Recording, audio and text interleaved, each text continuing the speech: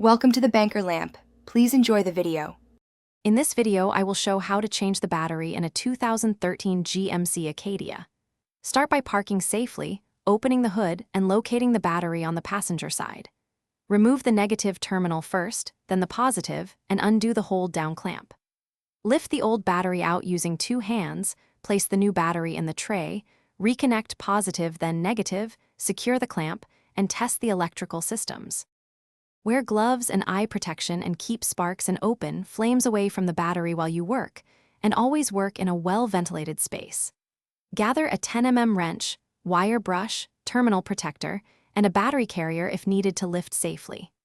Clean corrosion with a baking soda paste, dry the tray, and check the new battery date code before installing to ensure a fresh, reliable unit. If you're finding this helpful, please subscribe and like to support the channel and get more vehicle DIY tips. Quick recommendation: I enjoyed The Simple Path to Wealth. It's a book that simplifies money decisions and can reduce stress while you tackle projects. Check the description for the link and other deals. Pick it up if you want a smart companion. Thanks for watching. Now let's get back to the video.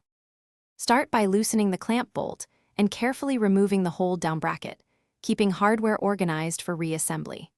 Disconnect and cap terminals to prevent accidental contact, then lift the battery straight out with two hands or a carrier to avoid spilling acid.